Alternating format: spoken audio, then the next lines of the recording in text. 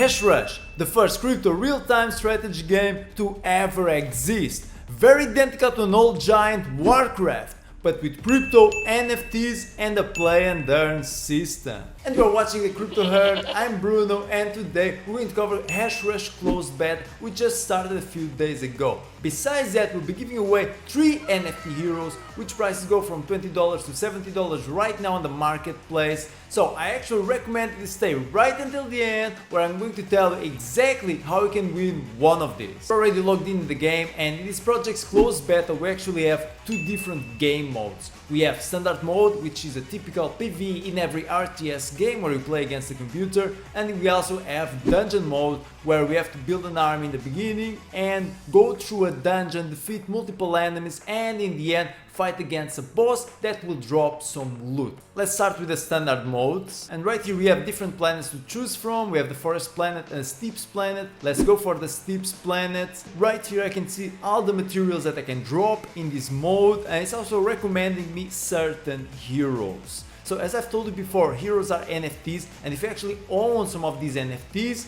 you can use them right now on the closed beta.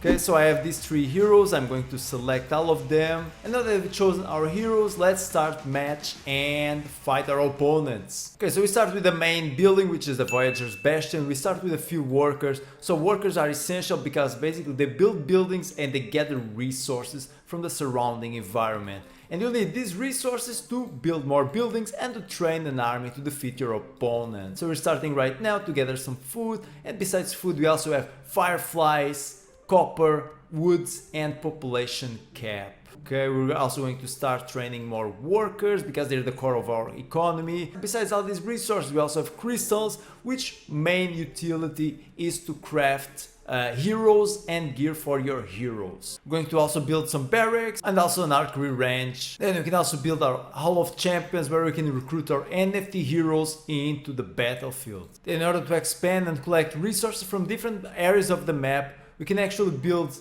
different outposts. Okay, so basically I start with my main building right here, but what I'm going to do is build another outpost here so I can collect resources from this area. And we already have a small army, we have some archers, we have a swordsman, and we have our NFT hero, which is the mailing guy. If you actually zoom in, we can see that the graphics are simply beautiful and every unit is super detailed. Then our NFT hero also has some abilities which can turn around the battle. Then a really cool thing is that the Ernax, which is the civilization that we're playing with right now, is one of the 3 available civilizations that we're going to have upon full game release. We're suffering our first attack. The enemy is raiding us right now. We lost some of the workers. The enemy is raiding us without any mercy.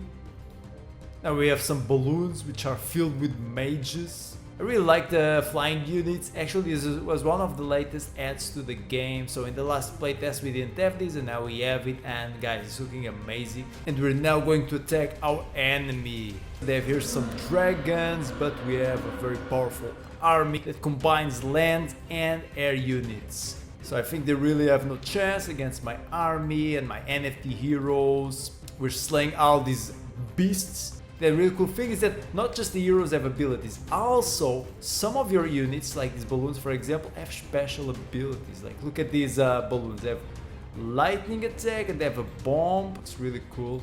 Here we go with the massive army to storm the enemy base once again. Look at this. We have balloons, we have warriors with swords, we have archers, we have magicians, all marching towards the enemy base. Slay the dragon, slay the almighty beast. Then one really cool thing is that every time that you tear down an enemy citadel, you actually get a piece of loot so that you can upgrade your heroes with new gear. Look at the heroes, the effects are really cool already. See, there's like this little baul right here, which is a piece of loot. And we're marching towards the enemy base once again. This is the last base. If we actually manage to destroy this base, we're going to win the match. There's like a bunch of dragons defending it, but we're going to succeed with our brave Ernak warriors. And we won! We defeated the enemy and we got here a bunch of loot. Now, with some of the gear that we've dropped in the last match, we can go to the heroes menu and gear up our heroes with that same equipment.